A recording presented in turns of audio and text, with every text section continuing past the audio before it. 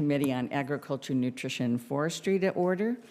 The last time this committee gathered to discuss digital assets in December of 2022, we were closing out a year in which investors lost $2 trillion in the crypto market.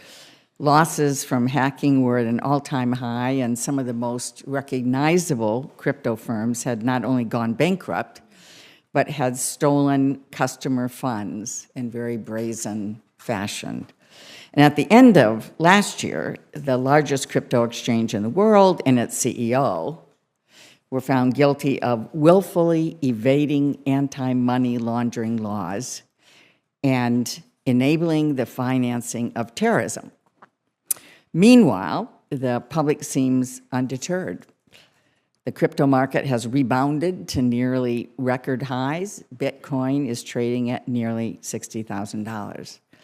And as institutional investors pile into Bitcoin and Ether derivatives and exchange-traded products, the interconnection between crypto and traditional financial markets is increasing.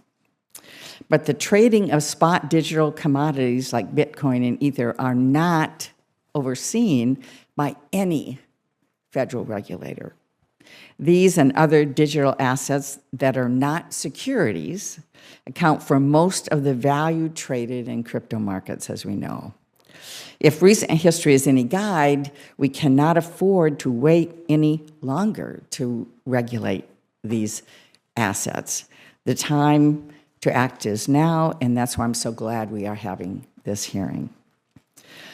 This is why I've been working so closely with Senator Boozman to advance bipartisan legislation that will give the CFTC regulatory authority over digital commodities.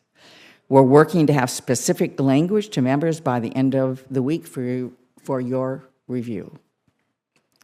We have a lot of important work to do this year in the committee, and I'm committed to building the bipartisan coalitions both here and on a bipartisan farm bill so that together we can make supporting America's farmers and families and rural communities a top priority for this Senate and for this Congress. In terms of today, we must have clear common sense rules of the road that allow good actors to innovate and grow. Blockchain technology can help us manage data and move money in more efficient and transparent ways, but these goals cannot be realized without comprehensive federal legislation. Our counterparts around the globe recognize this, and the U.S. must as well. But most importantly, we owe it to the American public, protect them from bad actors exploiting digital assets for personal gain at the expense of their customers. And it's not enough to bring enforcement actions after the money's gone. Financial regulators need the tools to stop abusive conduct before it happens. I believe that any legislation that advances through this committee should focus on three key pillars. The first pillar is similar rules for similar risks. Crypto firms must safeguard customer assets, hold sufficient capital reserves, and abide by rigorous cybersecurity standards, just like traditional financial market participants. The second pillar is protecting retail customers. Customers should have access to accurate information about their investments, presented in a way that is appropriate for their level of experience. Financial markets must be fair for all participants, free of conflicts of interest that give a few an unfair advantage over the many. And third, the third pillar is adequate permanent funding for the CFTC to oversee the digital commodity market. Without it, we not only handicap the agency's work in this evolving market, but we imperil the essential work it is doing in overseeing our nation's derivative markets. Our colleagues in the House have recognized that protecting customers and providing clear rules of the road is not a partisan issue. I very much appreciate the conversations I've had with leaders in the House. and they have passed crypto market structure legislation out of their chamber. While our bill takes a somewhat different approach and focuses on filling the regulatory gap that exists for digital commodities, I'm confident we can come together to pass legislation that brings greater integrity to the crypto market. Today, we'll hear from Chairman Behnam about how the CFTC has been on the front lines, policing the crypto markets for fraud and abuse. And we'll also hear about the limits of his agency's authority and the challenges this poses to protect customers and our markets. I appreciate his testimony and his expertise. Welcome him back to the committee. And now I'd like to turn to our ranking member, Senator Boozman, for his opening remarks. Well, thank you, Madam Chair, very, very much, and welcome to my colleagues. And again, thank you for calling today's hearing on the current state of digital commodities. I also would like to welcome CFTC Chairman Behnam. We appreciate your hard work, and as the chair said, you're certainly not a stranger to this committee. We appreciate your willingness to come over and visit with us as we request. As the ranking member of this committee, I've consistently said in the past that I believe the CFTC is the right agency to regulate spot digital commodities. I still believe that to be true. The CFTC's principle-based approach has proven to effectively protect consumers in the derivatives market, and I believe with the appropriate authorities, this same approach will protect consumers in the digital commodity space. At the same time, as policymakers, we must also protect innovation and provide regulatory certainty businesses need to maintain their operations in the United States. The chair has been drafting legislation that will give the CFTC the authority to regulate spot digital commodity trading. We've had many conversations, and my staff have been working closely with hers on her proposal for the last several weeks. I'm committed to continue to work in good faith on legislation to give the CFTC the authorities it needs. Digital commodities and the regulatory issues they raise are complex and not well understood. I believe as a committee we have a responsibility to help educate our colleagues and the public on these issues, and I would like to see us do more to better understand what policies are needed and why. Hopefully today's hearing will begin to fill that gap. Additionally, as we proceed as a committee, it is vital that we limit our policy proposals to the agencies that we have jurisdiction over. In this case, the CFTC. We do not have authority over the Securities and Exchange Commission, the Treasury Department, the Federal Reserve. The oversight of those agencies is clearly outside the jurisdiction of this committee. Any legislation reported out of this committee should not direct or require anything of agencies not under our authority. Finally, I believe that we must have broad support within the community we wish to regulate if we ultimately want to protect consumers and innovation.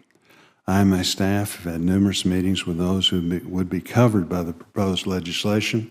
The frank and honest feedback we have received from these discussions does not lead to me to believe the necessary level of support for this proposal to be successful currently exists among stakeholders.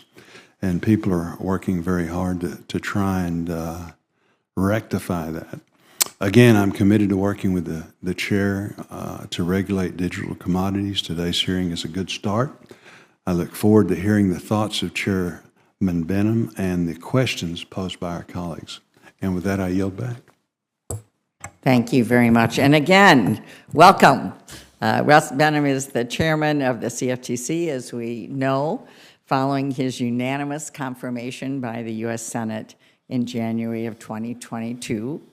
Chairman Behnam had previously served as CFTC acting chairman beginning in January of 2021 and a CFTC commissioner since September of 2017. His arrival at the CFTC followed extensive experience in markets, financial markets, as senior counsel on this committee, among other roles. Chairman Behnam, we are so pleased that you're back with us, and we recognize you for 5 minutes of testimony and any other information you'd like to put in the record. Welcome. Thank you, Chairwoman Stabenow, Ranking Member Boozman, and members of the committee. Thanks for the opportunity to appear before you today to discuss the state of the digital commodity market. During my almost 7 years at the CFTC as both a commissioner and chairman, I've observed the digital asset market evolve significantly, expanding and collapsing, and at times with periods of high volatility. It's also facilitated countless scandals and fraudulent activity, some very small and typical in criminal form, others massive in scale and profile. I've watched the market as it has piqued the interest of both novice and sophisticated investors, and have seen some of our nation's most established financial institutions build businesses driven by digital assets. What has concerned me the most throughout the expansion of this digital asset class is that while everyday Americans fall victim to one digital asset scam after another, there remains no completed legislative response. I've repeatedly been asked by members of Congress, what am I doing to protect their constituents? And I believe the single most important thing I've done and continue to do is advocate to this body to fill the regulatory gap. I'm not alone in my concerns. In 2022, the Financial Stability Oversight Council a report from the FSOC highlighted that there is a gap in regulation of the spot market for digital assets that are not securities. This gap for non-security tokens continues to constitute a majority of the digital asset market measured by market capitalization. As the digital asset market continues to integrate into traditional financial institutions, concerns regarding broader market resiliency and perhaps even financial stability will ripen. In short, our current trajectory is not sustainable. It's been almost 9 years since the CFTC brought its first enforcement action in connection with an illegal Bitcoin operation. Since that time, the agency has been aggressive in using its powerful but limited anti-fraud and anti-manipulation authority. In total, the CFTC has brought over 135 digital commodity cases, resulting in billions in penalties and restitution.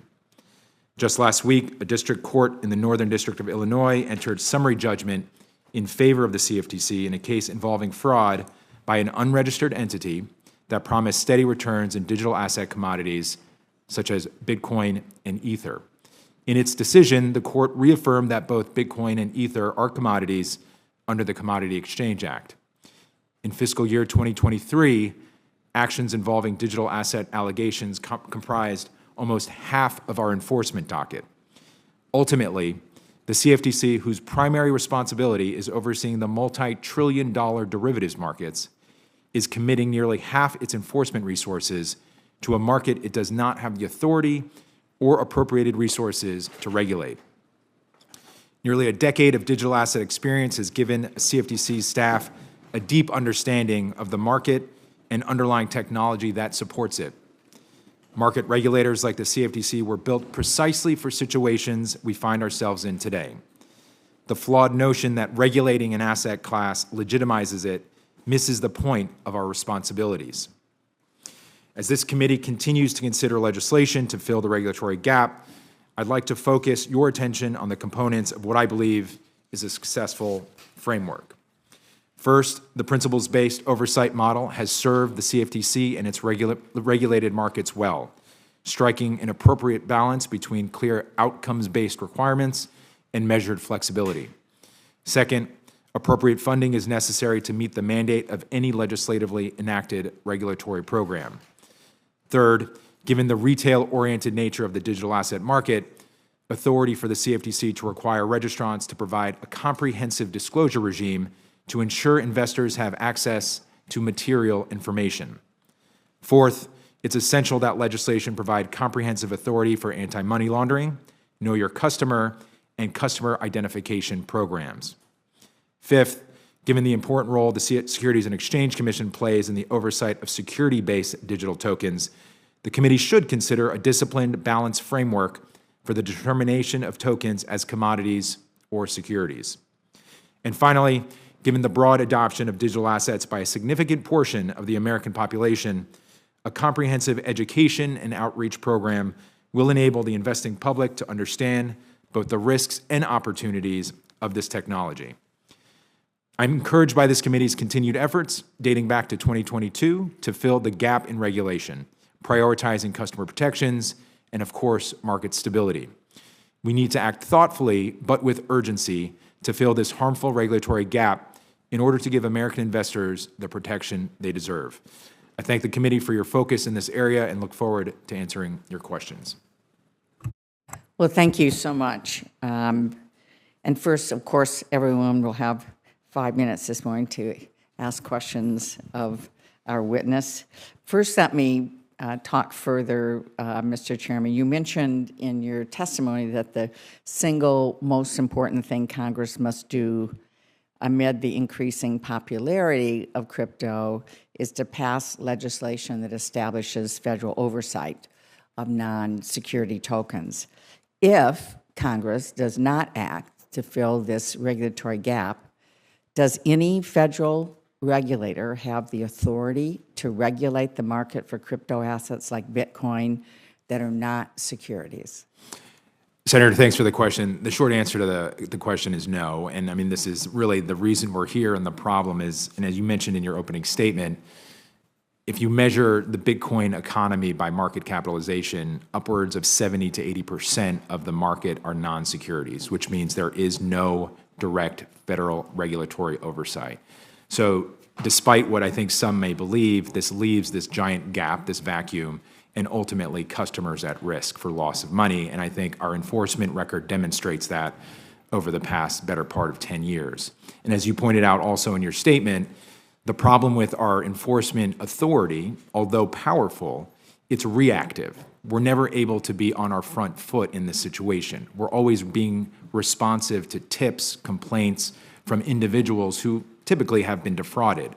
Our typical regulatory framework involves registration and compliance with an existing set of rules, which gives the CFTC or any market authority the ability to look through a registered entity, whether it's a broker, an exchange, a custodian, or an individual participant. And those are the types of regulatory tools that enable us to really eliminate, if not reduce significantly, market fraud and manipulation.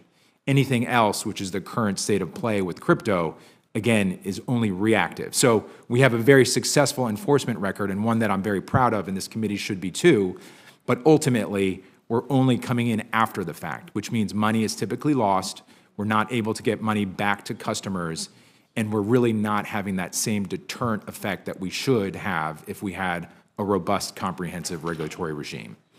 Thank you. And could you talk a little bit more about the CFTC's experience protecting retail customers? Sure. You know, we actually have, despite I think a little bit of a narrative that we don't have much of a retail-oriented market, certainly a huge part of our market is institutional and wholesale, as many of you know, significantly on the agriculture side and the energy side and the large financial institution side for interest rates and credit. But we do have a growing participant pool of retail investors in both futures. Many on this committee are familiar with prediction markets, which is a very retail-oriented market as well. So we do have a pretty robust pool of retail investors, and have so for many years. And I would also mention from an enforcement standpoint, despite some big-ticket enforcement cases against large institutions, which typically involve manipulation of markets or non-compliance, our entire fraud pool of enforcement, or at least a significant portion of it, is very much focused on retail investors. Unfortunately, retail investors fall prey to fraud around metals, gold and silver, which I'm sure many on the committee are familiar with. You see these in commercials or radio advertisements. And also Forex, which is foreign exchange, a very typical area where retail fraud occurs. So if you look at the CFTC's record in enforcement, the fraud is very much focused on retail, and that has enabled us to build a very strong Office of Customer Education and Outreach, and a very comprehensive program to get information to retail investors through the internet, social media, conferences, or other events to make sure they're aware of the risks associated with retail fraud in commodity markets. Thank you. And finally, if we give the CFTC new authority to oversee the spot digital commodity market, we know that we need to ensure you have adequate funding and the resources to be able to do it, be able to do what we're asking you to do. And that is what part of what we are working on. But any fees will not be collected until the agency finalizes its rules and begins registering these platforms. So during the interim, how much do you anticipate would be needed in resources to, in terms of annual appropriations, for you to set up the regulatory regime? Thanks, Senator. We actually, and you alluded to this, there have been a number of efforts in Congress, both here in the Senate, including this committee, and in the House more recently, to produce bills around legislating authority for the CFTC. And in light of those efforts, over the course of 2 or 3 years, we've actually done a bit of a analysis at the agency regarding what we would need. So essentially responding to your question with some assumptions, of course, assumptions based on how many registrants we would have in the broker-dealer space, in the exchange space, in the custodian space. But with those assumptions, which I think is fair and informed based on what we see in the unregulated market, we've largely estimated that we would need somewhere between $50 to $60 million in a first year, and then $30 to $35 million in a second year, with a correlated number of full-time equivalent employees ranging from 100 to 50 to 75 in the first and the second year. We also have estimates for the third year, but we do have a fairly thorough analysis of what we would need in an interim, whether it's 1, 2, or 3 years, and we're happy to share that with the committee as it considers legislation. Thank you so much. Senator Bozeman.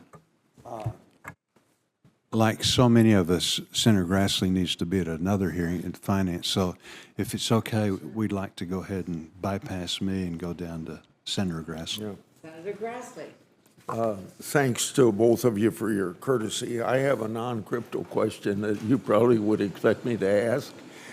Before I ask that question, last Congress I led a temporary fix that ensures the CFT whistleblower program continues to operate and make whistleblower awards. At the end of this fiscal year, the fix expires, putting the program at risk. That's why I introduced a permanent bill with several of my colleagues, including Senators Hassan, Boozman, Warnick, Collins, and Fetterman.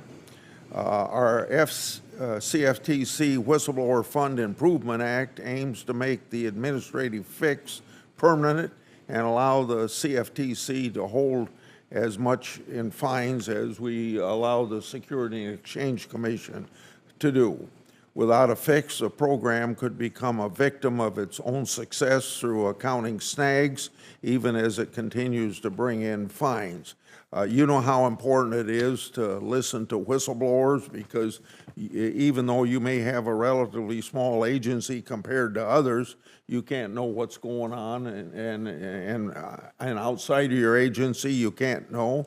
So, Chairman Behnam, what would happen to the CFTC Whistleblower's Office if Congress fails to act before October? Senator Grassley, thanks for the question. And before I respond, I just want to thank you for your leadership on this particular area. It's extremely important. As much as you say it's not necessarily crypto related, it is in many respects, because so many of the enforcement cases that we're seeing in this space are driven through or could originate from the whistleblower office. Ultimately, if this fix is not made permanent, and I hope it is in fact made permanent as soon as possible, this will have a very negative impact on our ability to both staff the whistleblower office, to ultimately fund it, and to be able to get word out to the general public about what the whistleblower process is, the awards that can be awarded essentially, and the protections that are also afforded. Writ large across all of our regulated markets, as you pointed out, our success has been really the detriment of this program itself. The past 10 to 15 years since Dodd-Frank, after the financial crisis, has demonstrated the whistleblower office's outstanding success. I think there's a lot of trust from the agency with industry stakeholders and market participants. We've seen $100 million whistleblower awards be paid out, which is really the issue and the reason why we're talking about this right now. But ultimately, it's our enforcement program, the size of our markets, and the ability to receive these tips and complaints, and to have incentives for whistleblowers to bring this information to us. Because without that, as you point out, given our size and regardless of federal agency, small or large, there's only so much we can see in the marketplace. We only have so many tools. So having this public-private partnership, in a sense, is extremely important to ensure transparent and fair markets. So I would ask you and the committee to continue thinking about this. We are here at any moment to help with technical assistance, but in order for the CFTC to continue to be successful and the whistleblower program to be successful, this fix is extremely important because ultimately the payouts continue to grow, and if they do, it's going to put the office in jeopardy from a staffing and a resource perspective. I thank you for your very firm statement on the urgency of this legislation. I'm glad to have this opportunity that you're here to draw attention to the CFTC's Whistleblower Fund Improvement Act. This is something that we've got to work on and get passed by September 30th. Thank you, Senator. Thank you. I yield back my time, and I thank Senator Boozman. Well, thank you very much. And first, let me say, Senator Grassley, I couldn't agree more. And thank you so much for your leadership. And this is something I want very much to work with you on to get done. It's got to get done. So I thank you very much. And I know that Senator Brown just walked in and said he had to walk out in 2 minutes. And so I'm wondering, Senator Lewin, if you would be willing, we're sort of jumping around today, but giving the other committees going on, if you wouldn't mind, we will move to Senator Brown.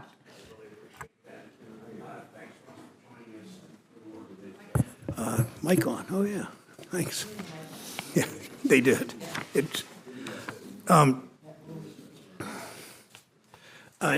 As you know, there's concern of everybody on this committee about cyber, about crypto and what we do, and making sure that consumers are protected. Some in this town are less interested in protecting consumers and investors than others. Big institutions usually dominate, as you know, the complex derivatives market that CFTC currently oversees. If Congress expands the CFTC's jurisdiction, how will the agency look out for consumers? Senator, thanks for the question. I think there's two components which I think are important, and I understand, appreciate, and I've heard the same concerns about the CFTC's jurisdiction, who our sort of main constituency is, and how this would challenge us to sort of be a more retail-oriented agency. But I'll challenge that point in two ways. First on enforcement, and then just generally on regulation. And I mentioned this earlier, but on enforcement, if you look at our enforcement record really over decades, it's split into two major buckets. One is manipulation of markets, and then the other is fraud. And you could put non-compliance on the manipulation side. And on the manipulation side, that's typically what you're talking about, large financial institutions. This is, as you recall, and I'm sure Senator Grassley does as well, the committee writ large, manipulation of large benchmarks. This is the LIBOR cases, which actually originated at the CFTC almost 15 years ago. Other off-channel or offline communications, big cases against large financial institutions.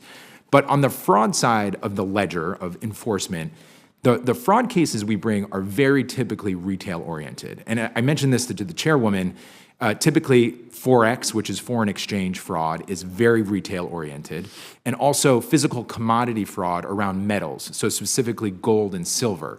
If you look at our fraud docket, most of it is retail-oriented. These are pump and dumps, Ponzi schemes, very typical boiler room type of fraud, and it is very typically directed at vulnerable retail investors. So over the course of decades, because of this very typical fraudulent activity directed towards retail investors, we've built a very robust Office of Consumer Education and Outreach, and we have a very vast network of partners at the state and local level, other regulators and law enforcement, to reach out to these local individuals who are vulnerable. So as much as I appreciate if we do get authority, we're going to have to perhaps change the way we send word out through social media, the internet, and interact with retail.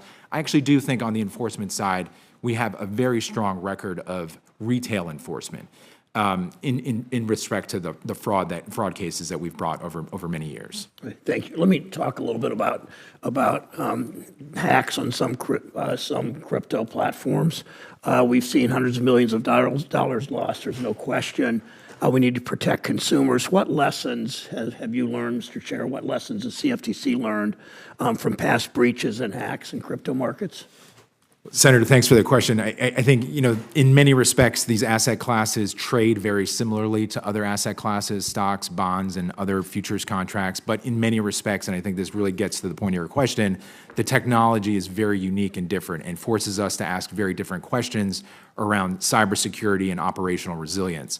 So as we see these hacks which enable fraudsters and ransomware attacks to hold collateral or hold fiat money and use Bitcoin or cryptocurrency as ransom, we are doing everything we can to ensure that we both at the agency level, but as we work with market participants, thinking about cybersecurity and operational resilience as a priority in this space. Thank you. Thank you, Madam Chair. And Senator from Mexico, thank you very much for your Yes, absolutely. Thank you. Senator Ernst. Thank you, Madam Chair, and of course, Ranking Member Bozeman. It's nice to see you again, Chairman Behnam. Thanks so much for being with us. The last couple of weeks, I've been able to visit all across Iowa and hear from my folks as I continue my river-to-river tour. And as I've mentioned here before, one question that continues to come to me is, when will Congress come together and pass a farm bill? So I hope we get around to that. Our farmers and rural communities really deserve a 5-year piece of legislation that will provide us with some certainty and addresses the needs of rural America. And I do applaud the House for coming together in a bipartisan way. Chairman G.T. Thompson did a great job there in the House Ag Committee. And I do hope that we can come together here in the Senate and have a bipartisan bill as well. But since we're here, we'll get back to the subject at hand. And Chairman Behnam, as you know, the Supreme Court had recently ended its term, and it handed down a number of decisions potentially impacting your agency's functions. So the Loper and Bright versus Raimondo ruling rightfully overruled the doctrine of Chevron deference, while SEC versus Jarchese said the Seventh Amendment entitles the defendant to a jury trial when the SEC seeks civil penalties for securities fraud. So how does the agency plan to apply the Supreme Court's decision reversing Chevron? Thanks, Senator, for the question. Certainly, we continue to look at the decision and understand the importance of it, and we will certainly do everything to comply with the decision.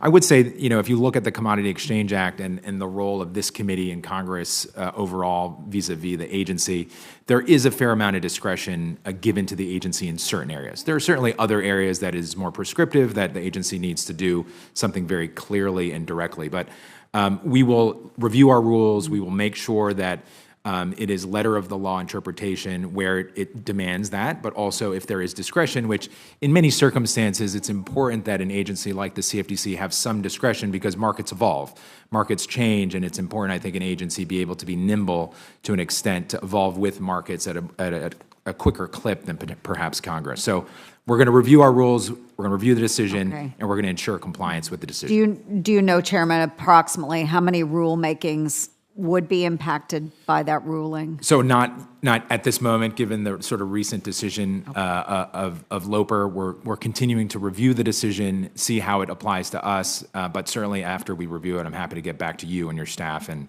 let you know if there's any direct impact or indirect impact for that matter. Yeah, and then are there rulemakings that were subject to litigation where you use Chevron deference as an argument? Well, we do have, and I don't want to get too far into it right now, but we do have open litigation on one matter in 2 different courts, and I do think the defendant did file a motion, citing the Loper decision as a reason why it should be dismissed. But again, in that particular case, there's a fair amount of discretion that we think would allow us to move forward with it. Okay, so that one is being revisited. Of course. Okay, Yeah. okay, very good. No, I appreciate that. So in the testimony that you had shared with us, you mentioned that the CFTC has brought over 135 digital commodity cases, resulting in billions in penalties and restitution. And so with the Jarchese ruling, are you then as well conducting a review of the ongoing civil enforcement? Yes, as the a result. Jarski decision obviously has an impact. There are multiple elements to that decision around administrative law judges, but also administrative proceedings The administrative law judge, better known as an ALJ, doesn't necessarily apply to us. We haven't really instituted an ALJ at the agency for quite some time. But in terms of administrative proceedings, we're reviewing the ruling right now and the decision and making sure that as we move forward with our enforcement docket, it complies with the decision. Sure. And I know it only applied to the SEC, but will you commit to proactively giving defendants before the CFTC then a jury trial when you're seeking civil penalties and restitution? Absolutely. Okay. Well, I really appreciate it. I'm a little running out of time, I guess, but I appreciate your forthright leadership as well on these issues. I truly appreciate you coming in front of us today. Thank you, Chairman. Thank you. Thank you, Chairwoman. Thank you very much. Let me also mention, I am anxious to get a bipartisan farm bill done and would certainly welcome anything Senator Bozeman wants to say, but we have a section-by-section bill that I've put out that is the English language version of the text given to that will be given to CBO, but it's a full section-by-section bill. Would welcome your engagement and involvement because we need to be negotiating this and getting it done. And while I met with the chairman as early as this week in the House and appreciate his work and so on, I did indicate that his bill shortchanges our commodities in the Midwest, which I've also shared with you. So we've got some work to do together to be able to do something that will more accurately reflect the interests and states of the members of the committee. And I'm anxious to do that as soon as possible. So, thank you. Again, we certainly need to get a farm bill done, and we just have a real difference of opinion as to how we get that done and what we need to be doing. So the good news is I talk to members. Every member I talk to wants to get a farm bill done. So I think there's a path forward, and certainly everyone's negotiating in good faith. Thank you. Let's do it. All right, Senator Lujan, thank you for being so patient before as Senator Brown, but thank you. Thank you, Madam Chair, and thank you to both you and the ranking member for this important hearing. Chairman, thank you for being here today. Now, I have a question about a concern that I have that exists, I think, in the U.S. financial system and sector from a rules perspective. But because this hearing is focusing on crypto, my question is pointed towards cryptocurrencies. If a cartel was laundering money from illicit drug sales at the border using cryptocurrency, are there any federal regulations that would require exchanges to report that activity to law enforcement? Senator, thanks for the question. Under the so the exchanges that currently operate right now, as I pointed out to the chairwoman, are not subject to regulation by a federal regulator for non-security tokens. That said, the exchanges that do participate in this space that are not regulated, again, do comply with various requirements by FinCEN and then money transmitter requirements at the state level. So if there was, in your hypothetical, the cartel intersected with an exchange to move the money, to launder the money, to move it into a different form of currency, then I do believe there would be a requirement at the state level and then by virtue of the FinCEN requirements to report it. But again, that I think exposes... To report it to who, Chairman? At the federal level, it would be the Treasury Department's FinCEN, I believe. So it would get sent to Treasury. So in the same way that a SARS report is held at Treasury if a financial institution is found of wrongdoing or a financial institution is caught laundering money for a cartel or someone else, the current system requires that financial institution to appoint somebody to be approved by Treasury to be the watcher from inside. Sounds like a pretty good gig, but it's the internal person to watch over the alleged wrongdoing and come up with the report for that financial institution to correct its behavior. And then Treasury keeps that report, and Treasury keeps that report in a vault somewhere, apparently. I don't know who gets to see them. No one that I'm aware of. So Is it that same reporting that goes to Treasury is what would happen today? Senator, I can't speak to the SARS process and necessarily where it goes and who sees it. That, again, that's a question probably for Treasury, but knowing the FinCEN requirements, the crime enforcement network at Treasury, and then also the state level money transmitter requirements. Again, if there was an intersection with a cartel with one of these exchanges, I do believe through either the FinCEN requirements or the state level requirements, there would be a requirement to report any activity like that. So for some, yes, for some, no. It depends how, again, this is really the problem that I think you're rightfully exposing, is that there are gaps all along this chain. Let me ask the question this way. Why is it important to have federal requirements to report suspicious activity to law enforcement? Not unlike the question that Senator Grassley provided around whistleblowers, SARS reports, which, as you pointed out, are suspicious activity reports, are extremely important for regulators because we're utilizing the information that institutions have on the inside as they identify suspicious activity, whether it's a transaction or a payment or anything like that. So as much as we have a lot of tools in the regulated space, they're limited. And when we reach that limitation, we do rely on the regulated market to report things to us, which is, again, it's not unlike the whistleblower program or the complaints and tips. So SARS reports are extremely important. They certainly come into play with some of our regulated institutions, which are regulated by multiple regulators, but they are certainly, I think, more prevalent within the banking space and prudential supervisors and regulators. So I believe suspicious activity reports are a tool to help stop illicit financing. I don't believe there's enough attention brought in the United States to illicit financing. While I supported the legislation that would have provided more support to changing asylum rules in the country and changing investments for border security, no one wants to talk about illicit financing because it's a bunch of folks that wear the nicest suits and the nicest ties and wear the nicest jewelry that get reported for something, maybe even get charged with something, and then they don't go to jail. They get to go swim in their swimming pool in whatever country they choose to go to that weekend. There's not enough attention brought here. So the reason I'm raising this is there's been reports coming out of China that Chinese crime syndicates are using cryptocurrencies to launder billions of dollars, including money raised from fentanyl sales in America. Other countries are cracking down. The United States is not doing a darn thing about this. And I think that this exists across every sector of the false rules that exist within holding people accountable in the United States. With that, Madam Chair, I'll reserve the rest of my questioning, but I hope we can do something about this to be included in this legislation so that we can really get our hands around one of the causes of so many deaths, 100,000 deaths, fentanyl alone in America, because someone's able to make a buck off of it. It's not going to stop until we can shut that valve off. So I appreciate that. Thank you, Madam Chair. Thank you very much, Senator Lujan. I know you have raised this to me before, and this is something we really need to be focused on, and to what extent that's something we can focus on here in the committee, but it's certainly a huge issue. So thank you very, very much. Senator Fisher. Thank you, Madam Chairman, and thank you, Mr. Behnam, for being here today.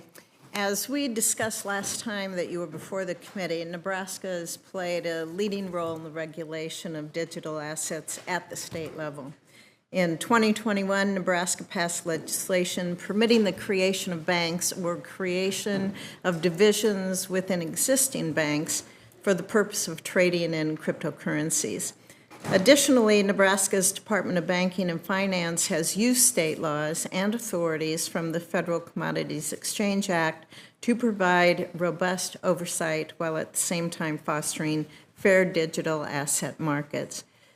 State regulators are the closest to the people, and they serve a key role in preventing fraud and abuse in digital asset markets.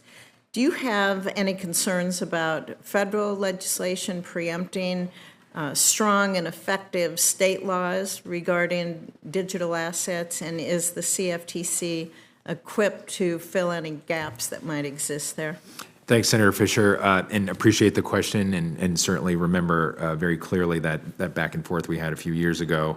And as I mentioned back then, and I'll repeat it because it is important, our state partners are some of our most important partners and ones that we take that relationship very seriously because, as you mentioned, they are the boots on the ground for retail investors, for investors across the country, including Nebraska, and making sure that we're getting to every component of a local community to make sure folks are not being defrauded. Ultimately, in answering your question more directly, I think with markets, and this has been something we've learned over decades in the U.S. and globally, having a national market system is a more efficient and effective means to bringing liquidity and trading to a single point, as opposed to having a scattershot or a state-by-state national market system. That said, putting the market element aside, I do think states should preserve rights around fraud, custody, which goes to an extent the point I was making with Senator Lujan about states preserving their rights for money transmission across state borders and inside state borders as well. And then ultimately, and I will just point out again, the extreme importance of a state attorneys general being able to preserve fraud authority and not be preempted. So I think there's a balance between creating some federal system because there is efficiencies in having a single marketplace, but also ensuring that we're preserving certain elements of states' rights, whether it's in the fraud space, custody and payment space, so that the state will preserve the opportunities to protect its investors. And since we've discussed this a few years ago, my office has reached out to Nebraska. We are certainly very aware of the success that they've had and the leadership that they've played. So we'll continue to do that. I was just going to ask if you've reached out. I know you've been in contact with Nebraska, with the department there. Have you reached out to other states?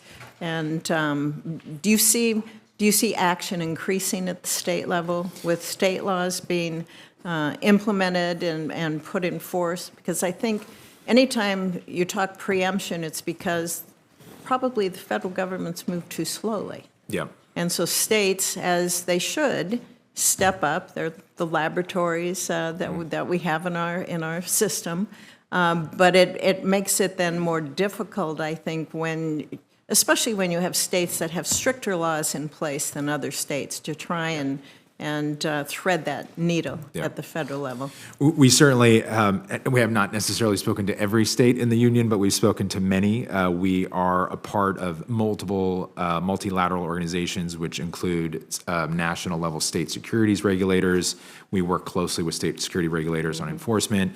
And to your question, yes, I think states, many of them have been frustrated, and there are two components to it. There's the enforcement and customer protection side, which I think is really driving Nebraskans' efforts, because there is a lot of fraud out there, and there's a lot of opportunity to take advantage of vulnerable individuals in many different ways. And I think those individuals at the state level feel like they need to step up if the federal government's not moving in that direction. The other element, and I think, to the extent Senator Gillibrand certainly knows this, but different states that may have more robust and well-built-out financial systems, like New York, you're seeing those regulators build out compliance programs and regulatory programs. You point out in your testimony the need for appropriate funding to meet the mandate of new regulatory authorities for the CFTC, and you recommend a permanent fee-for-service model. As an appropriator, I'm curious what this funding level would be. Would it just be administrative funding? Would it be hiring additional staff? Would it be IT? What is your thinking on that? So all of the above, and as I mentioned to the chair, and I do want to correct the record, I mentioned $50 million in the first year and 30 in the second. It's actually the opposite, 30 and 50 in the first and second year respectively. But we've done a fair amount of work in this area because there's been multiple efforts to legislate around the space. So we've done analysis with different assumptions about how many individuals or entities would register with us. We're happy to share it with your office, but ultimately the funding would come from users, so it would be a fee-for-service model, and it would be for personnel, but also hardware itself, so data hardware, cyber hardware, any type of hardware we would need for surveillance and typical regulatory tools. So a mix of both. Again, a lot of assumptions. We would see how many would come in and register with us over time, but we would certainly look to appropriators to help set a level based on a request we made, and then offset that request by assessing the fees to the market participants. Okay, thank you. Thank you. Thank you, Madam Chair. Thank you very much. Senator, let me look here on my, I think I think Senator Booker just came in the room. Just to talk about just in time supply chain. I appreciate that. I'm a little upset Senator Booker. that the microphone did not capture Senator Tuberville's kind words about my tie today. So I just want to enter that for the record if I can. It's really good to see everybody here. And this is an exciting moment. I'm really grateful for a lot of the bipartisan work, especially that of our chairwoman and her wingman, Senator Bozeman. Thank you very much for your leadership in this issue and this hearing. When I joined a bipartisan group of senators about 2 years ago, working on this to really find thoughtful, impactful legislation to strengthen regulatory oversight, we saw the urgency in this space. And since we didn't get something done yet, we've really not only failed to make progress on the legislation, but we have seen a host of crypto issues, as we've seen in the newspapers and heard from our constituents, that's really left consumers, businesses, and our financial system at risk. Instead of acting, we've left it up to the SEC and the CFTC to try to do our job for us, resulting in a marketplace that continues to be rife with fraud, manipulation, and abuse. Although the SEC, CFTC, and DOJ continue to be our first responders in going after bad actors, of which we're appreciative, they've done actions like a $4 billion settlement with Binance last year. We've heard again and again that the CFTC and the SEC lack the resources and tools they need to conduct oversight in this huge market. I appreciate that the CFTC takes its role in combating fraud and manipulation in this space seriously. I've been grateful to meet with our witness today, and just taking a look at the CFTC's enforcement docket, with nearly half of the cases are related really to crypto enforcement. It's extraordinary. But there are things that Congress has to do today to build the capacity for regulators, particularly for the CFTC, within the narrow scope of the spot market, to create a system that works better for customers, entrepreneurs, and the industries alike, as well as holding the United States as an important center for this activity. But despite the enforcement actions that are taking, the known risks of this emerging space and the crypto winter, if we can call it that, of 2022, millions of retail customers continue to engage with our financial sector through digital assets, exposing a lot of ordinary folks to a lot of risk. And I know that you see people of African-American descent, people who are working class, overrepresented in this space and often victim to this fraud. We've got to prioritize the needs of these retail consumers through robust customer protections. We've got to strengthen the CFTC's oversight authorities by funding agencies at appropriate levels. And so I am grateful that their energy and the work doing this, and I again want to thank the chairman and Senator Bozeman for their extraordinary leadership in trying to drive this forward. And so, Chairman, again, I've said this before, but love your haircut. The CFTC is already conducting some oversight of digital assets alongside other financial regulators. But I just want to point it to you, and hopefully you can speak to the gaps that the CFTC still faces and why legislation along the principles of the DCCPA is so important, if not urgent. Thanks, Senator, for your comment and your compliment. I would say, you pointed it out exactly, we have brought 135 enforcement cases over the better part of 10 years. In our last fiscal year, as you pointed out, half of our enforcement docket was crypto-related, which I did not use this word in my statement, but it is a staggering statistic for an agency that oversees trillion-dollar markets to have to allocate half of its resources to a market it does not regulate or does not get appropriated funds for. It puts both markets at risk and really exposes the fact that there's so much fraud in the crypto space. And therefore, there's a stunning urgency by... Yes. Yes, okay. The other point that it really, I think, dovetails to your comment is, yes, we've had success in the enforcement space, but ultimately it's using a very powerful but limited authority. I used this phrase with the chairwoman earlier, and that authority allows us to bring enforcement cases, but only in the context of being reactionary and responsive to customer complaints and tips, as opposed to having a comprehensive regulatory regime where we can register exchanges, register individuals, and have typical, very fundamental compliance programs, which would, if not eliminate, significantly reduce the fraud that we see every day in the marketplace, and allow us to be proactive as opposed to reactive. And so can you be a little specific for me and lay out some of the tools that you think that you could use to better enable and oversee the industry? So very similar to the tools we have in our traditional regulated markets: registration authority to register exchanges, to register custodians, to register broker-dealers. Within that registration scheme are a whole number of core principles around compliance with governance, compliance with the board of directors, financial resources, eliminating conflicts of interest, all of these very typical things that have been built and evolved over decades in the financial regulatory space that have really enabled U.S. markets to be the most robust, the strongest, and most desirable in the world. It's really not rocket science, and a lot of it is built off the DCCPA with some modifications, certainly, but ultimately, we're not trying to recreate anything. We want to model what is needed based on what has been successful. And just give me one, my time's up, one realistic consequence for us not getting this done in the coming months. What's something that you are concerned about? Senator, put aside the resources and the challenges that we have in allocating half of our resources to enforcement. Our number one priority and responsibility is to protect customers. If we don't have this authority, we will continue to see fraud and manipulation, and individuals in New Jersey and across the country lose money. Chairwoman and ranking member, there's an urgency here. I'm grateful for both of your leadership. I just ask us to move with some haste, because if we do not move and get something done in this Congress, more and more people will be taken advantage of, more and more people will lose their money. There's a bipartisan unity, I think, in this on both sides of the Capitol. The only real division I see at this table is the senators with hair versus the senators with not. Otherwise, we're together in this. We'll debate that separately. Yeah, yeah, exactly. Exactly. What, we're debating ties today. That is,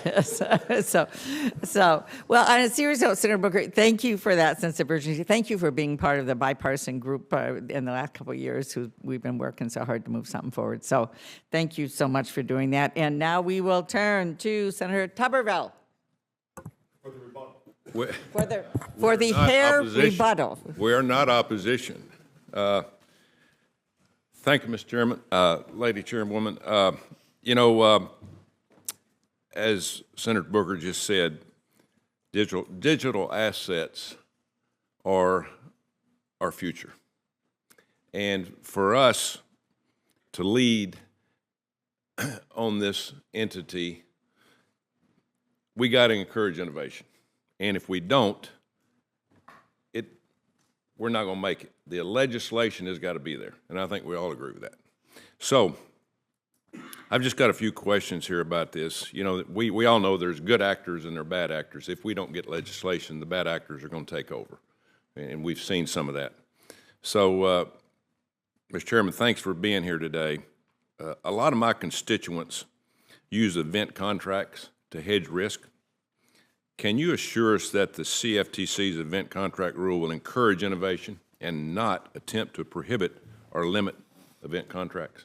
Senator, thanks for the question. In short, yes, I will ensure that we support innovation in any rule that we finalize in the future. Thank you. Two of your Democrat colleagues on the commission are being considered by the Senate for new roles. Should they recuse themselves from ongoing CFTC rulemaking as they go through this confirmation process? Senator, thanks for the question. It's an important question, and certainly one that we have looked at very carefully since they've been considered for these new positions, respectively, at the FDIC and Treasury.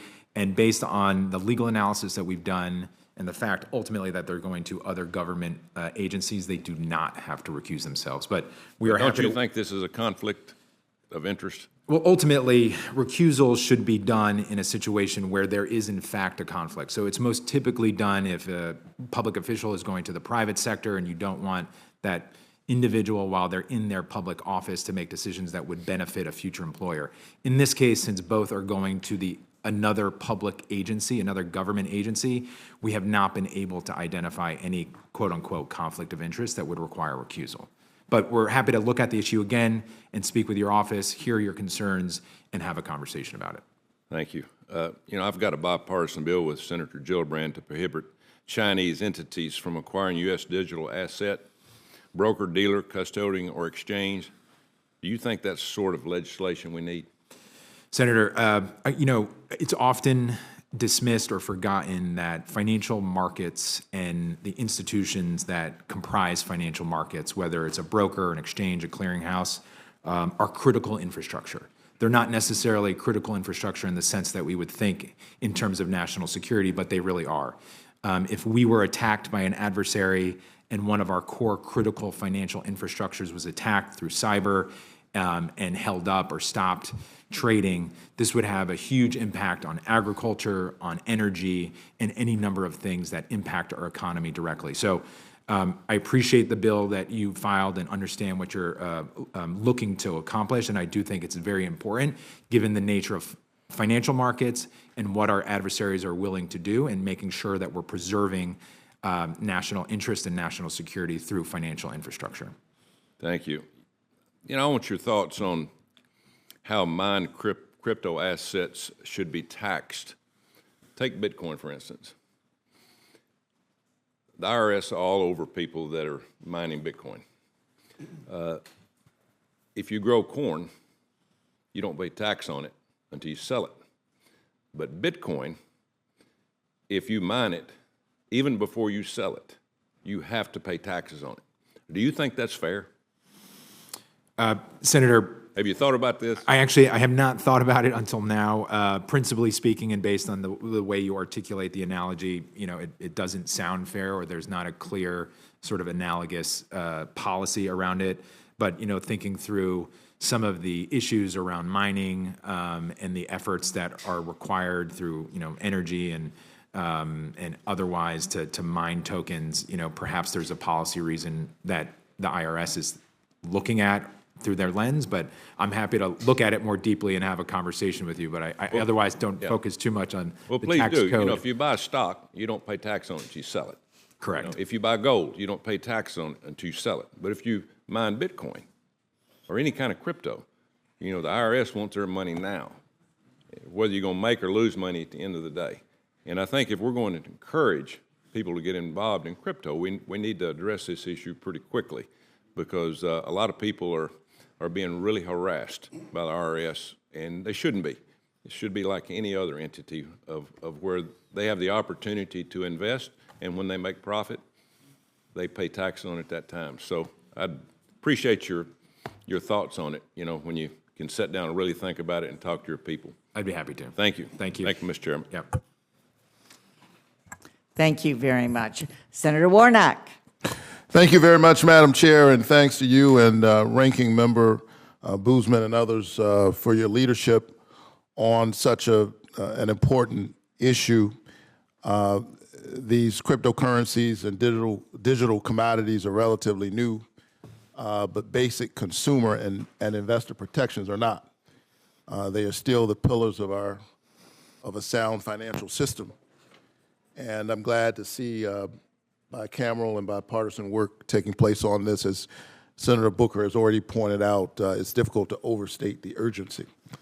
But the questions that I will ask when evaluating any potential legislation are, will this bill better protect families and investors in Georgia and across our country? Will it help grow our economy? And all of that with respect to all of the geopolitical challenges that we face. And basically, will it help prevent folks from being taken advantage of? Will we be effective? Is it effective? Or will we just be able to check the box and say we did something?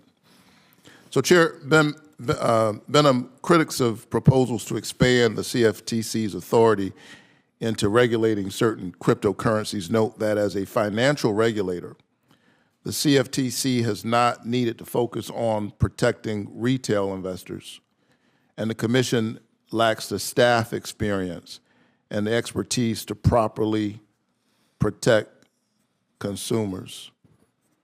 And so around this question of whether what we do will be effective, what can you say to reassure critics that the CFTC is up to this task that we all agree is so very important? Thanks, Senator Warnock. I'm going to go back to something that I think I've said, because it is extremely important, I think very responsive to your question.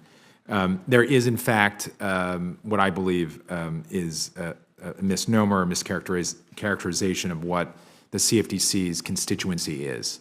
It certainly is large commercial end users, farmers, ranchers, energy providers. It certainly is large financial institutions. But we do have, and have had for a number of years, with a sort of growing demand, a fairly large retail investor community. They invest in futures, which are, our main bread and butter contract, and also Senator Tuberville mentioned event contracts, a very retail-oriented marketplace. So from a regulated market, we do see a lot of retail investors, and we see that growing. We see growing investor demand and enthusiasm for all types of financial contracts, something I know that this committee should care about very deeply. The second element that I think really is more responsive is around enforcement, and I mentioned this earlier. If you look at our enforcement docket historically, not just in the past year, 2 years, 5 years, but historically, the fraud cases that the CFTC brings are very much related and oriented towards retail fraud. A significant amount of the fraud, as opposed to manipulation of markets, are oriented towards retail investors.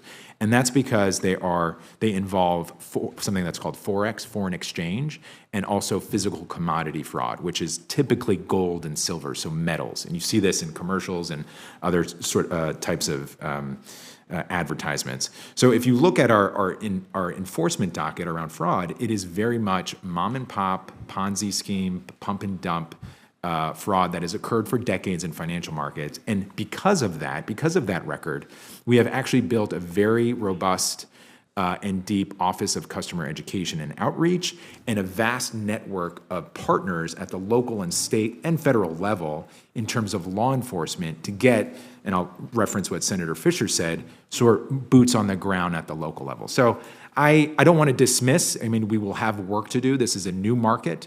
We will have to build up with resources and personnel. But what I do want to just recharacterize is this notion, this fallacy that we are not a retail-oriented regulator. We have a big history on the enforcement side, and we have a growing constituency on the investment side. And I think we can build off of both to be successful in the digital asset space. Sure. And one of the things that will have to be addressed in any legislation that's proposed, because there are multiple financial regulators involved, is the dividing line between what the SEC should regulate versus the CFTC. And that's something that we'll be taking a look at. But with respect to this issue of capacity to do what we're asking you to do, you requested $399 million for the CFTC's fiscal year 2025 budget. That funding level would support 725 full-time staffers to effectively operate and support the agency in fulfilling its mission. Comparatively, the SEC requested almost $2.6 billion for 5,703 full-time staffers. Is this budget request sufficient for the commission to take on the potential new role of protecting consumers and investors who are trading digital assets? And if not, what funds and staff levels are necessary? Thanks, Senator. So as it stands, that budget request, the 399 for 725 FTE, is specifically for our existing required and mandated regulatory responsibilities. So not digital assets. This is for futures, options, and swaps. We have done a fair amount of analysis, happy to share it with you, that if we were to see legislation passed that would create authority for the CFTC to police digital assets, we would have an additional budget request around certainly resources for personnel and for security hardware, IT hardware, cyber hardware. So we've been thinking about it, but certainly it would be above the 399, which you would expect to be commensurate with the requirements that Congress applies to us. Well, thank you. We look forward to seeing that analysis and what is necessary as we move forward. Happy to. Thank you. Thank you. Thank you very much. Senator Marshall. Thank you, Madam Chair. Chairman, welcome back for the committee. It was great to see you in Kansas City in the spring, and appreciate you and your team coming there for a Commodities Future Conference. Thanks to a wide open southern border, we've seen an explosion of fentanyl deaths, fentanyl poisoning deaths, human trafficking. We've seen a large amount of illegal marijuana now being grown on farms, marijuana farms in states bordering Kansas. At the end of the day, all this organized crime is resulting in money laundering, for the most part with crypto. The Chinese triad, the Chinese organized crime manages this crypto. Why is crypto the currency of choice for criminals? Senator, thanks for the question. I would say twofold, not an exhaustive response, certainly, but one, there really aren't borders to crypto. You obviously can transfer money globally, fiat money globally, but in terms of cryptocurrencies, stable coins, actual digital assets, Bitcoin, Ether, it is in some respects, a borderless type of currency. So it's easy to move across borders. Other than that, or in addition to that, excuse me, I would say it's the reason we're here today. There is largely a vacuum in the regulatory space on both the digital asset market side, which is what this committee needs to consider as it relates to the CFTC, but also the stable coin side, which deals with other agencies and other committees. So the larger picture is there's some state level regulation around money transmission. There's some federal regulation around FinCEN and AML, KYC, and CFP, but a lot's missing. If I could, do you feel it's just as important for the crypto industry to know their customer as a bank does to know their customer? 100%. Okay. As we go forward, I'm fearful that the SEC would have an outsized role in determining if something is digital commodity or not. And I'm equally concerned that your agency could be sued if it does not comply. Two questions here. I think it's the same answer. Do you support the SEC making decision on what it is under the CFT's jurisdiction? And two, do you think it's a good use of the federal government's time to have two agencies fighting over the designation of a digital commodity? Senator, so short answer is no, but it's important that as we have, as two agencies done in the past, work together to make determinations around certain assets that, I'll call it a gray area, exist in a gray area around what a security and a commodity is. And that has happened for the better part of 5 decades with futures. So you're not worried if the SEC says this is a commodity and the CFTC says it's not, and you get sued over it, you're not concerned that that's going to happen? I can't say that it's not going to happen. I think in this particular area, this digital asset space, there's a lot of legal questions of first impression. In our traditional commodity markets, we have been dealing with determining what's a commodity and a security for decades, so it becomes a little bit customary and rote. At this particular moment, I think it's important that we preserve, as I said in my opening statement, a core principle model, a self-certification model as well, which has worked quite well for the agency for the better part of 2 decades. But also I do think given the size of the market, the number of tokens, and some of the novel legal questions, it is important, as the agencies have done historically, work closely together to find consensus around whether or not a token is a security or a commodity. So what I'm concerned about is we're writing legislation that sets up a system for this fight in the courts, when instead we need to make sure that we're writing legislation that creates total clarity of the SEC's versus the CFTC's jurisdiction over digital assets. Do you share that concern? I share that concern to the extent or in regards to the fact that whatever this committee considers in the future, I do believe there should be a system of listing contracts that is both similar and typical to what we have done at the CFTC in the past, but also does contemplate to an extent a relationship between the two agencies that we can work efficiently together. And the last thing I'll say is I do think there's a way to build a system of listing contracts that doesn't prolong or delay the listing of contracts in a regulated market. We want to get these contracts, these tokens, on regulated markets as soon as possible so that we can eliminate or reduce the risk of customer loss and enhance customer protections. So I'm a person who always believes that the government makes the simple complicated, and what leaders do is make the complicated simple. Wouldn't it be simpler if we just put this all under the CFTC's jurisdiction and them being the primary regulator, and maybe there's some offshoots for the SEC, but truly designating this is the CFTC's baby? Senator, I speak for myself. I would be happy to do that. I think we have the capacity to do that, the expertise and the experience. there may need to be some definitional changes to what a security is and what a commodity is to accomplish that outcome. All right, thank you so much. Senator Welch. Thank you very much. I appreciate you and Senator Boozman having this hearing. It's an incredibly important topic. Thank you. You got a hard job. It's kind of a mystery, all this Bitcoin to a lot in these tokens, and I appreciate you doing the job that you're doing it so well. I have really two questions. As I understand it, in your testimony, you said that CFTC lacks the authority to regulate the cash spot markets for Bitcoin. Is that right? That's right, correct. Okay. And that's one of the few investment tools available for investors to invest in cryptocurrency. So should Congress expand the CFTC's authority to include cash spot markets, the CFTC's enforcement authorities would likely need to increase beyond anti-fraud, right? So do you believe that the disclosure process for digital commodities should be the same as the current current requirements for physical commodities? So, Senator, thanks for the question. And it's a really important one because I think a lot of the debate around the two agencies and the historical record of the CFTC and what it's oriented towards really misses some of the points around what we're trying to accomplish and what gap we're trying to fill.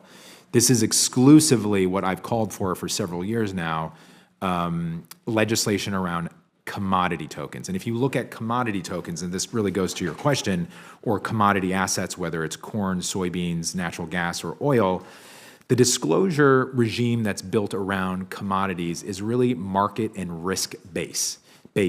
It's not actually about the commodity. And I think the best way to think about it is if you think about wheat, for example, what would you disclose about wheat on a periodic or a constant basis, on a quarterly or annual basis?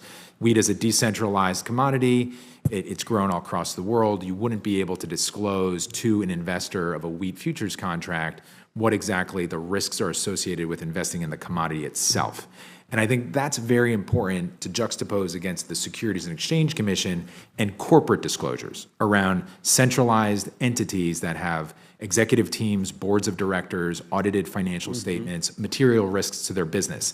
And that's the information that bridges a gap between a company that's issuing stock and an investor. You want that investor to know as much information about all of that corporate issuance so that they can make the best informed decision. That doesn't exist on the commodity side. So I would think as it relates to digital tokens, we would have to be consistent around disclosures as they relate to market risk and material risk as it relates to the token itself. Some very characteristic-driven disclosures around the token and what an investor might need to know before they make an investment. Thank you very much. Another question, but I think we're under surveillance here. Mr. French, Representative French Hill just came in. I was going to mention that, Senator Welch, that we do have one of the leaders in the House on the bill that passed. We've all got to be on our best behavior. Welcome. The second question is about the energy consumption. I mean, this isn't necessarily in the regulatory space, but there is some question, I think, about what disclosures have to be made.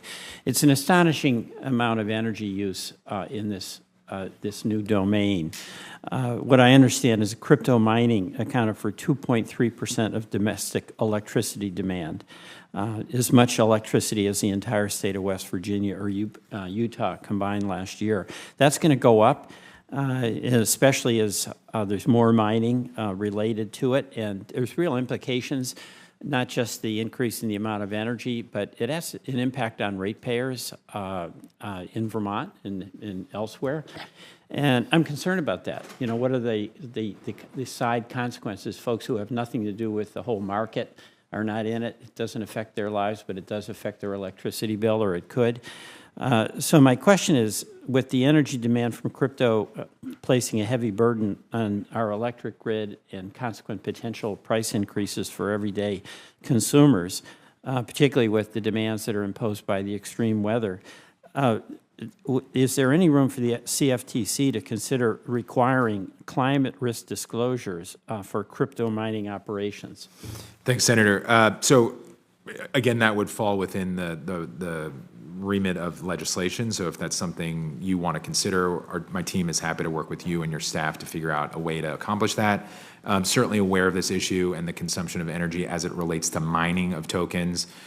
We've observed this over a number of years, and it has ebbed and flowed. And I think to credit some in the industry, there has been efforts to shift towards renewable energy sources as opposed to traditional fossil fuel-based sources. But again, the numbers are staggering in some instances. And in this moment where we have high energy costs, huge new demands from artificial intelligence, it's certainly something that we need to think about. And I think in previous efforts to create authority, there have been provisions in potential bills around studying this issue at the CFTC with our other federal partners, Department of Energy, FERC, and otherwise, to see what is actually happening on the ground, how much energy is being used, where are the pockets of demand, how it's affecting communities across the country, and whether or not there are any solutions to both reduce that demand or potentially to shift it to less intensive renewable sources. So an issue we're thinking about, but certainly would welcome the opportunity to work with you. Thank you very much. I yield back.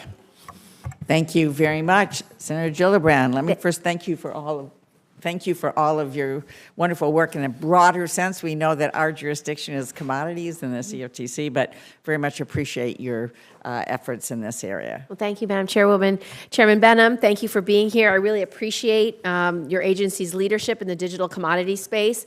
As a member of this committee, I encourage congressional progress on digital commodities. The CFTC's continued partnership is essential to developing robust legislation. The decision of regulation between the SEC and the CFTC is an ongoing discussion in the digital asset space. In your testimony before this committee in September of 2022, you stated that the CFTC is the right regulator for the digital asset commodities market. Legislative efforts in the Senate and the House seek to determine pathways to bring crypto into the regulatory perimeter. Many of these efforts empower the CFTC to lead regulation of digital commodities. When Congress acts, is the CFTC prepared to take this regulatory role? Thanks, Senator, for the question and your support. I'll answer that in two ways. First, in terms of experience and expertise, I can't think of another regulator, and you suggested this, that has been on the front line of crypto for the better part of 10 years, both from an enforcement side, and then we do have regulated futures contracts on Bitcoin and ETH. So we are familiar with the constituency, we're familiar with the market and its sort of ebbs and flows over the period of time. And then obviously from an enforcement standpoint, we've been a frontline regulator across the country and globally as well. Second part is, can we handle this? I often point to what the agency was able to accomplish after the financial crisis. And previously, before the financial crisis, you had the counter derivatives markets, more commonly known as the swaps market, moving into the jurisdiction of the CFTC. This is a multi-trillion-dollar global market that the CFTC, from 2010, when President Obama signed Dodd-Frank, through the course of a few years, was able to implement a global regulatory regime over the swaps market. So we've done it before. I think we can do it again. Many similarities between the two, and I think the agency has proven itself very capable in bringing in markets within the fold. Can you tell us some of the risks of inaction in this space, and how could legislation be helpful to provide additional regulatory and jurisdictional clarity? And second, how does the CFTC coordinate with the SEC in regulation, registration, rulemaking, and enforcement in the current regulatory vacuum? Thanks, Senator. On the inaction question, taking that first, the number one priority for me is customer protections, and I know that it is for you as well. But ultimately, if we don't take action, if Congress is not able to fill this gap, we're going to continue to see enforcement cases build. And ultimately, as I've said to some of your colleagues, we're always being reactive in our current posture. We're never able to regulate, register, and surveil markets like we traditionally do. We always have to react to customer complaints and tips. And the problem with that is the money is often gone and the fraud's already occurred. The other inaction, I think this is more for you, unless for me as a regulator, you've pointed this out on numerous occasions, there is a level of concern around regulatory certainty. There's a lot of entrepreneurs and innovators that are uncertain what the posture is going to be in the U.S. I serve as the vice chair of IOSCO, which is an international organization of securities commissions. We are behind at this point. We've been behind for a number of years. from a U.S. perspective, and I've seen that happen over the course of 2 or 3 years as vice chair of the organization, and I think it's important that we fill this gap by moving ahead with our allies across the globe. In terms of coordination with the SEC, I would focus primarily on the coordination we have with the SEC from an enforcement perspective over the course of many years, including with the SEC, but also the Justice Department. We have brought cases together with them, both civil and criminal, and our enforcement teams work very closely because we do have a fair amount of overlap on the enforcement side. On the regulatory side, it's much more limited because, again, for the reason we're here today, we don't really have regulatory authority over the spot market. So there's no registration or these typical things that we would typically do with a financial market participant that I'm hoping that this Congress and this committee will work on. Many of my colleagues are concerned with safety and stability of digital commodities and digital assets. How does the CFTC balance consumer safety when it comes to digital commodities while allowing innovation? And how could the core principles found in the Commodities Exchange Act be applied to crypto markets and potential legislation to encourage consumer protection and market integrity moving forward? Thanks, Senator. Taking the second question first, the core principles, and I've said this a few times, are really a very efficient and robust and well-worn system. It's orderly and fair trading. It's making sure products are not readily susceptible to fraud and manipulation, system safeguards, which is cybersecurity and operational risk, making sure entities have appropriate financial resources. So off of these core principles, the agency then builds more prescriptive rules. So it's a good foundational system that's worked in all financial markets and one that I think would work in the crypto market as well. In terms of what the agency is doing to foster innovation, we have the Office of Technology Innovation, which I lead, and the director reports to me. We also have a number of advisory committees that have been very engaged with the industry, learning what they're doing, seeing and hearing what their challenges are, and to the extent possible, working with them to ensure that they have a sense of what our authority is, what we can and cannot do. But ultimately, again, as I said earlier, very limited in scope to just futures authority, which at this point is relatively small market to other derivatives. But this is why we're here, and I think if we can provide this authority, then we would certainly, to your point, do our best to engage with the industry and support innovation. Thank you, Chairman Behnam. Thank you, Madam Chairwoman. Thank you very much, Senator Klobuchar, and then our cleanup hitter, Senator Bozeman. Always Klobuchar. patient, always patient. Thank you, Chairwoman. Thank you, Senator Bozeman, and thank you very much for your work, Director. So, Chairman, the CFTC, we know, has very important work right now. I think since we last talked, digital asset market has grown tremendously. The market capitalization of digital assets has recovered to over $2 trillion, doubling from its recent low point. Bitcoin alone recently hit a record high of over 73,000. Despite this, there isn't really, you tell me, you believe you need more statutory authority, correct? Senator, yes. Okay. Big gap. And so that's why we're having this hearing, which I appreciate, that Congress must work in a bipartisan way to reinforce the CFTC's authority and ensure it has the necessary resources to protect consumers and maintain market stability. That includes considering legislation to regulate digital assets, protecting consumers and market participants while fostering innovation and ensuring a level regulatory playing field. That's how I think about it. I know that some of this has been asked. I was at a hearing. We have a federal judge nominee in Minnesota, and you don't really want to leave the Senate Judiciary Committee alone on its own when you have a nominee, so that's why I'm a little late here. You have previously discussed how the CFTC has a rigorous and deep disclosure regime for commodity market participants, including what they must share with investors, that differs from securities disclosures. It's also important to ensure consumers have sufficient disclosures about the underlying assets in addition to disclosures from market participants. Is that right? Correct. And in other words, aren't disclosures about these assets as important as those about the entities trading them?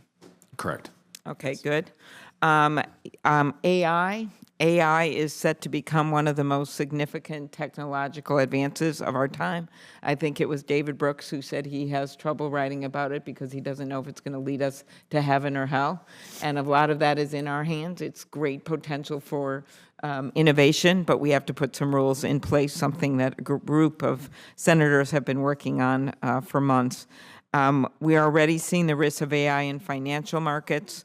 In January, the CFTC issued an advisory warning against the risk of AI-driven crypto scams. Can you talk about the kinds of fraudulent activity you've seen with the use of AI in digital asset markets? Thanks, Senator. It's an extremely important issue, and quickly putting aside the AI customer advisory, we've done a lot of work ourselves on soliciting comment from the industry around how AI is being used in the market, and we're taking and reviewing those comments now to ensure that we potentially consider a rule or advisory or guidance ourselves.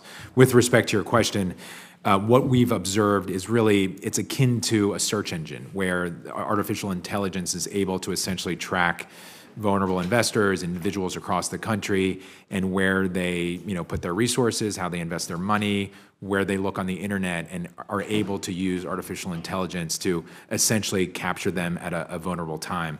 There's something called romance scams, which you may be familiar with, but this is a really very sad scam that's been going on for a number of years. I think the FBI noted just last year in 2023, there was over $3 billion of romance scams. And this really is preying on the most vulnerable Americans who are looking for partnership and friendship and essentially stealing their life savings. So we are very focused on that. We're working with our federal partners, but a lot of it, to your question, is driven by artificial intelligence and seeing where users are located, who has money, where they're banking, and then ultimately what their patterns are socially so that they can ultimately be taken advantage of. So we're doing our best to prevent that. Very good. Crypto operates in two areas, correct? On-chain, decentralized users, and off-chain, centralized institutions. And most of the proposed legislation focuses on centralized platforms, not on-chain.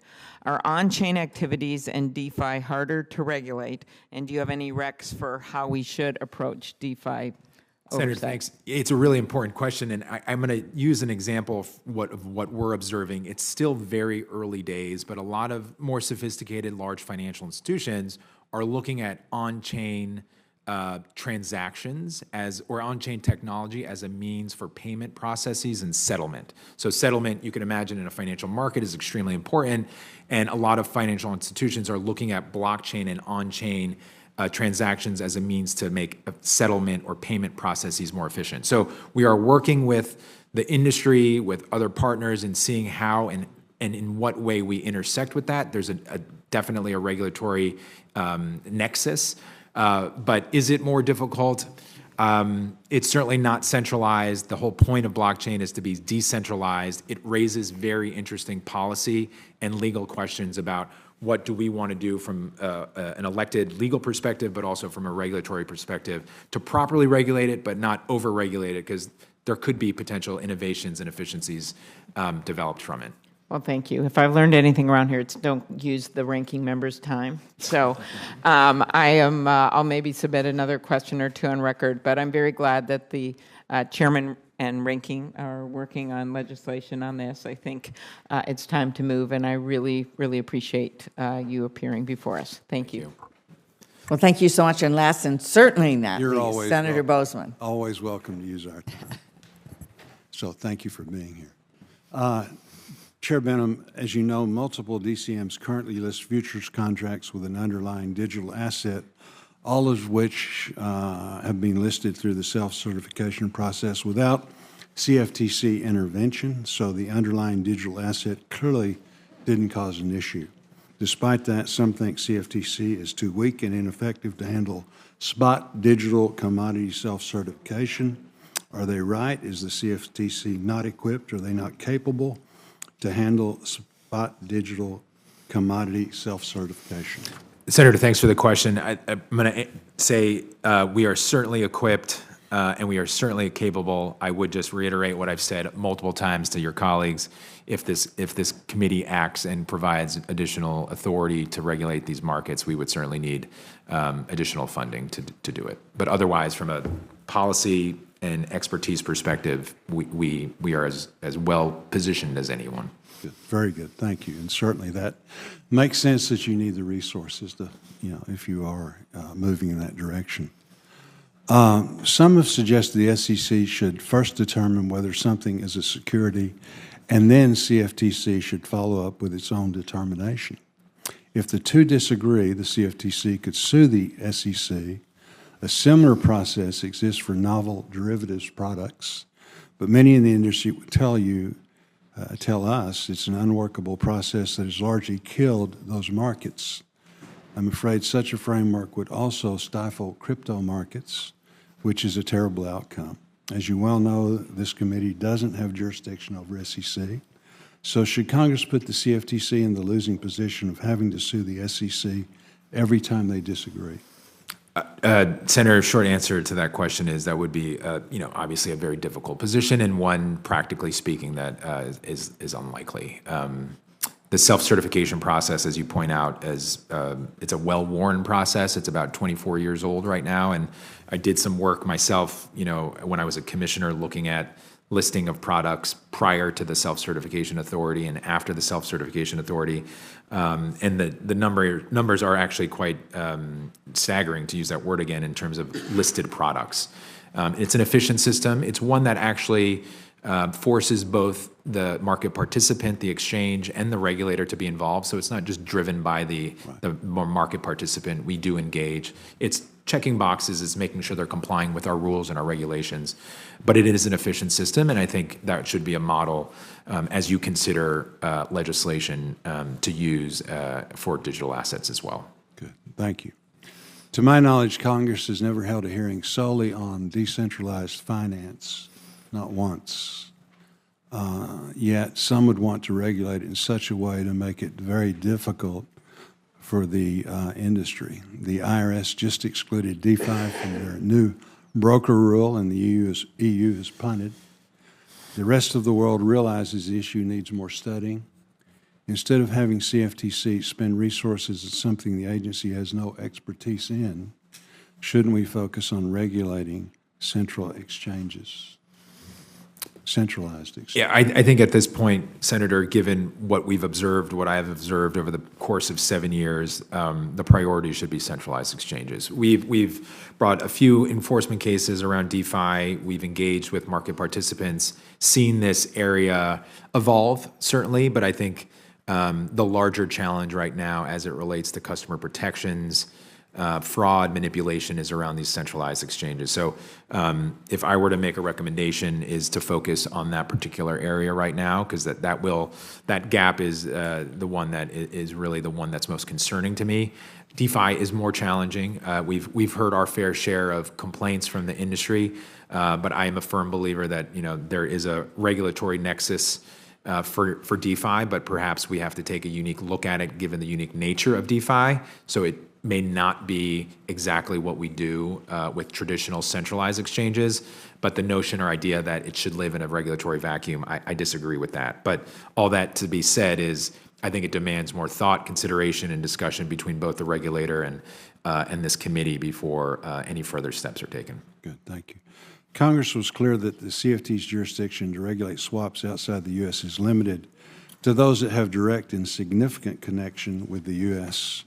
That boundary is important because unfettered regulatory overreach can lead to foreign retaliation, which hurts U.S. market participants and users. You've expressed today, and rightfully so, the CFTC's limited resources. So why should it be the world's crypto police? Senator, we should certainly not be the world's crypto police. I think I mentioned to Senator Gillibrand, I believe that I serve as vice chair of IOSCO. I put it in my statement as well. And I've seen multiple jurisdictions across the globe, Asia, Middle East, Europe, UK, South America, in the course of 3 years as vice chair, go from pilot programs to well-built regulatory system. So from an enforcement, customer protection side, this delta between the U.S. and the rest of the world is not healthy. And I think from your perspective, as we think about innovation and economic development, it should be concerning that we're so far behind. I think we have the benefit of being the largest market in the world, and we don't necessarily have to move first, but we do have to move, and I think this is a good step forward. In terms of our nexus with non-U.S. participants and how far our reach should go, you raise a very important point, and one that this committee thought about very deeply just 10 or 15 years ago with the swaps market and this nexus, the significant, the nexus test, which is in our statute. It's challenging, but ultimately, I think at its root, what we have to focus on is how are, if at all, U.S. customers impacted or affected? And if they are affected, then I think there is a clear nexus between what an entity, individual, organization is offering to a U.S. Customer, regardless of their location, whether it's in the U.S. or obviously, to the point of your question, outside of the U.S. So we have to think about it. I think our consistent baseline or foundation should be that nexus with U.S. customers and whether or not they're being offered products and ultimately defrauded or manipulated. But if we can find that nexus, and it's not necessarily always black and white, there's some areas that are gray of where affiliates or subsidiaries are set, but we've done a good job, I think, by and large, over the past 10 years implementing Dodd-Frank and Title VII. We've done this in other markets over the course of decades, and I feel pretty strongly we could do the same in this particular market. Well, again, thank you very much for being here. We appreciate your leadership. You've got a lot of responsibility, and again, we just appreciate you stepping up to the plate and providing the leadership that's needed. Thank you, Senator. Thank you so much. I'm going to do one follow-up question because Senator Boozman raised a really important issue that we are struggling with here with SEC and CFTC. And so could you just speak a little bit today, in this moment, where you don't have regulatory authority, but today, if the SEC thinks that an asset is a security, how does the CFTC respond? Senator, I've mentioned this a few times. This goes back decades with security futures, which really the legal issues, the policy issues were in the early 80s. And then, as you well know, with Title VII of Dodd-Frank, the difference or the delta, to use that word again, between security-based swaps and commodity swaps. The two agencies have a long history of working well together, and I will focus on the word well. We understand our missions, we understand the outcomes we want to achieve, and we understand that we are the two market conduct regulators in the U.S. federal financial system, and that our jobs are extremely important. And our coordination and the efficiency is extremely important. So as we do have products listed, and it typically, you can imagine, does not happen with physical commodities, it's around narrow-based and broad-based indices typically comes up these days. There have been some other products that have been listed in the recent past that have raised legal questions about what's a security, what's a commodity. During this self-certification process, which Senator Boozman raises, it is not just a simple market registrant comes in and files a paper with us and they start listing. There is a process. Sometimes it takes months, and it's conforming a product with its specifications to our rules and our regulations and ensuring there is compliance. And if there are issues around whether or not an asset is a commodity or a security, they will talk to us, they will work with us. And I think what I want to emphasize to this committee is we certainly at the CFTC work very closely with the SEC. We talk to them, we engage with them, we listen, we want to hear what their legal analysis is. We challenge them for sure. We understand our domain, our jurisdiction, and we want to preserve that, but we want to be respectful and mindful of what our sister agency believes, and we will deal with that, I think, in turn as it relates to new and novel products. So this idea or notion that we sort of hang out there in a vacuum and the registrants just kind of self-certify on their own is not entirely accurate. We work very closely with the SEC, and I think as this committee considers a new model for digital assets, it needs to be a balanced approach. I put this in my written statement. Efficient, we want to get products regulated. We want to move this along quickly, but we also want to make sure both agencies are involved and consensus is reached. Thank you very much. I mean, I think this is the dilemma. It's one thing to say that an industry can pick their regulator. Is that in the public interest, the customer interest, and so on?